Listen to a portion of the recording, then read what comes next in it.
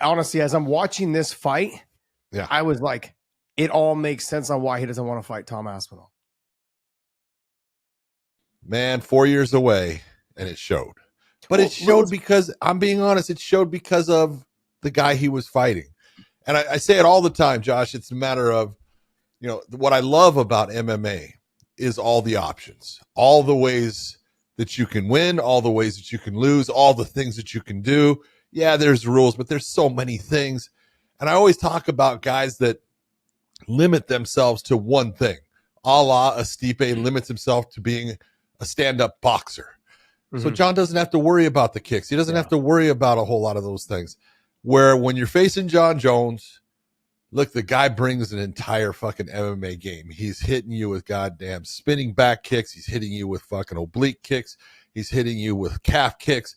He's fucking coming in. He's elbowing you. He's using all the different tools, which only makes him incredibly difficult to deal with. You start to slow down because you're not sure. You get in that position where you don't know what's coming. And once he's got you there, it's over. It is over. He is that good at making people that, want to be offensive stop their own offensive progression because they don't know what he's coming with next. And they're confused. It makes them very defensive. The takedown. Look at the takedown that he hit Stipe with, the foot sweep. Almost like an Osotogari, but no, it wasn't. But you look and you go, that's beautiful. That's fucking art the way you're doing it. It's fantastic. And then the job he did on top of him, I give Stipe credit for being able to survive a lot of it. But, he took an ass whipping down there. He got himself back up, but he was never in the fight. How do you think he looked? You said like he looked great, but did he look great or is it because Stipe looked 42? No, I think part of it is you're looking at it physically. He doesn't look the same. Jon used to come into fights as a light heavyweight. He's fairly ripped. He had abs. He doesn't have that look anymore. He's got the look of he's a little, almost a little soft. Not chubby, but a little soft. And you look at it. But truthfully, that's where he should be fighting. Exactly, right around the 230, 35-pound range. He's the same as like a Cain Velasquez, the same as what, Dan Cormier was doing. He's that hybrid, but he's so goddamn skilled at it. His wrestling, his ground game does not get the credit that he deserves because, Fedor used to have an incredible ground and pound. But he wasn't able to use elbows because he was in Pride, if you recall. So he just basically, came up with a way of turning his hips to have so much power in his punches that he just decimated people. Jon, with his elbows, he decimates people. And I say it all the time. And I used to tell fighters, hey, man, you want referees to get nervous? You want them to stop your fight? Hit them with elbows. Stop trying to punch him and go to elbows. You get into a crucifix position, you can sit there and punch all day long, and it depends on where it's hitting and how much power is. But you start doing with elbows, I'm telling you right now, all the officials, the referees, they start getting nervous. They start hearing that bone on bone, and it's like, I got to stop this. That's too much. And Jon Jones has perfected Jeremy Horn was one of the best people I ever saw with elbows. Jeremy used to post his arm and slide it off and just crack people. Jon does it every bit as good, if not better. He's just phenomenal with his elbows. Yeah, I think it went in phases. It went like Mark Coleman because he had the headbutts. He was the king of ground and pound. Yeah. And then I think it went from him to Tito. Tito was phenomenal at it as well with the elbows, small spaces. Different way of using stuff. Yep. Different ways of using stuff. But Fedor to me was probably the best at ground and pound because he made the space and landed the big heavy shots from the top.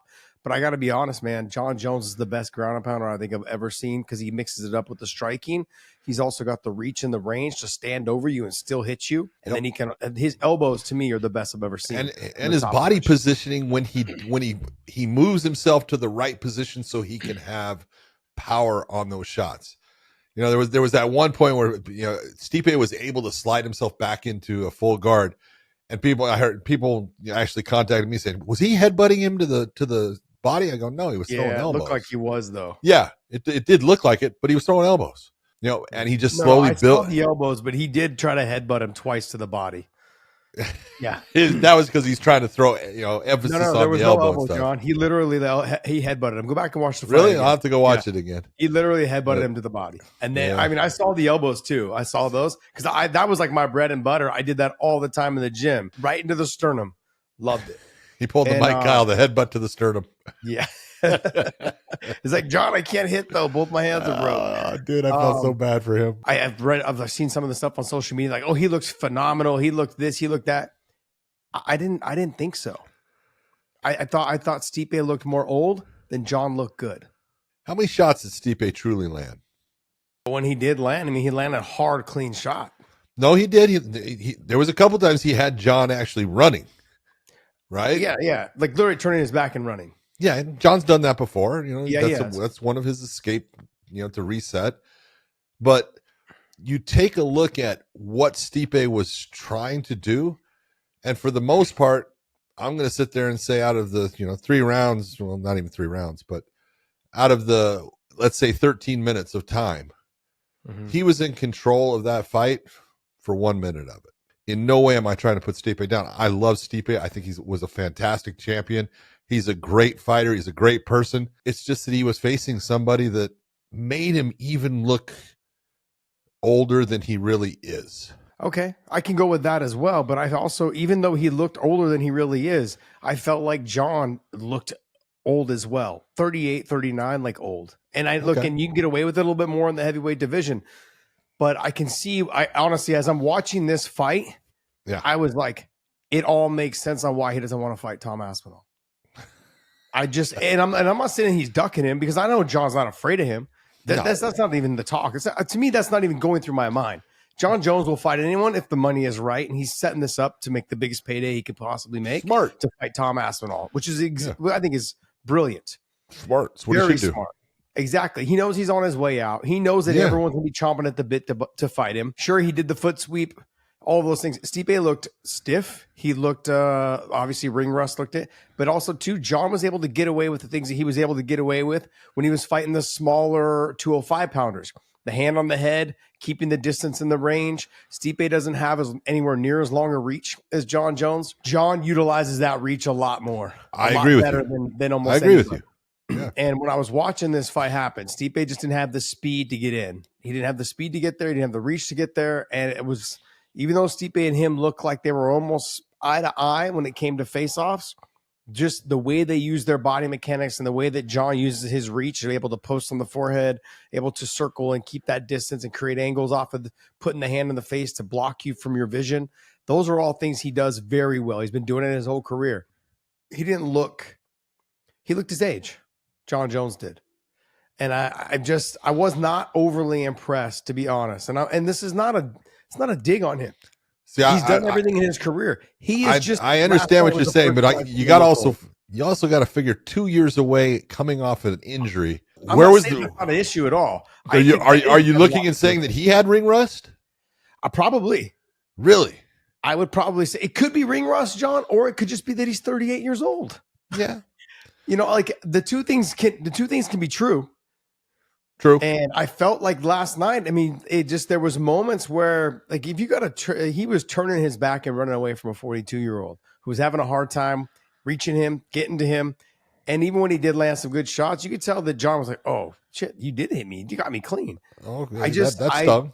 And I'm not going to say that I don't think Alex is the guy to beat him either. No. Just the wrestling and the jiu-jitsu and the ground and pound from the top. I don't even know if Tom Aspinall is the guy to beat him, to be honest. But I can see why now, after seeing him fight last night. It could be ring rust. It could be 38 years old. It could be all those things. I can see why now there's such a hard play at the Tom Aspinall thing. Like, you want to get me motivated. You want – the UFC is saying that we're not even interested in the Alex fight now. This is it. Dana said, he goes, after watching that, I will not put that fight together. Yeah, because Alex is no spring chicken either. No. And everyone's like, well, why would you not? That's a big, huge fight. Why? When I could have two guys fight opposite people and make me money. This one fight is not going to make me double. John's never been a huge pay-per-view draw. No. Never. Outside of the DC fights, he's never been a huge pay-per-view draw. Those are the facts. Yeah. And have him fight Alex. Alex is a big pay-per-view draw now, but I don't even know if we're talking pay-per-view numbers. I have to actually take a look and see. But Alex and John are probably about the same. Maybe Alex a little bit more because it's more recent and current. But look, pay-per-view numbers are not what they used to be back in the day. We've said that multiple times. But these two guys together, I think it'd be I'd love to see Alex and John fight. But if I'm Dana White, let's save them separately so I can make money on two different pay-per-views. Meet those numbers for ESPN. Have John, if the money's there, I'll pay extra to have him fight Tom Aspinall. Because look, the UFC's PR team can sell that. John, literally, I started walking away after listening to the UFC's PR team for the last 3 weeks.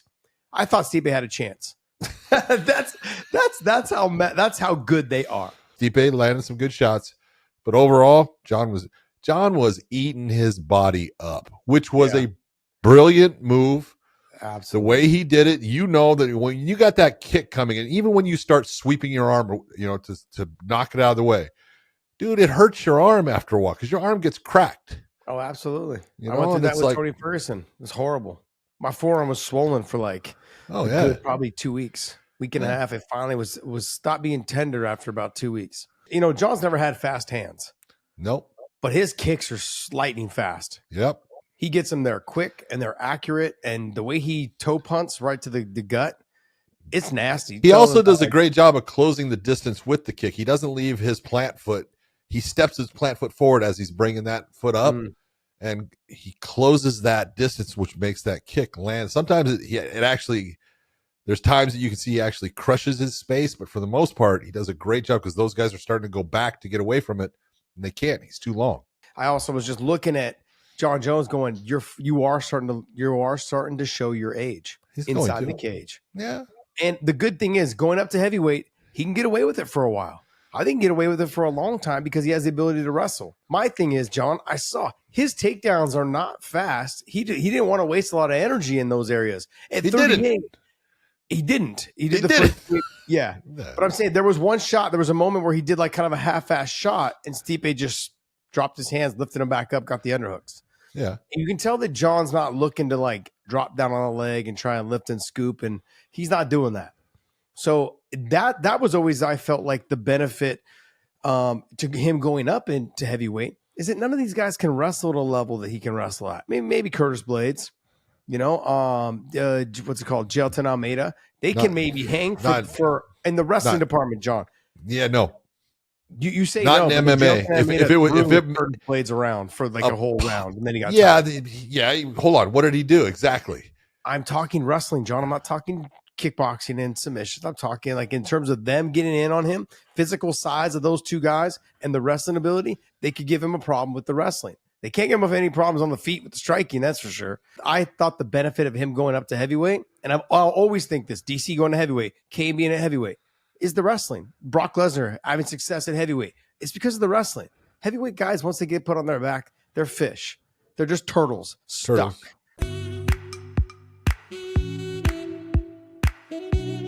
This episode is brought to you by BetUS. Make sure you guys YouTube 150 for the promo code. Also, Element, use the link in the descriptions down below. Any product you buy from there, they will send you a bonus package of product if you use our link down below. Element's amazing, man. I love it. And I want to say thank you, man. Thank you guys so much for continuing to support us.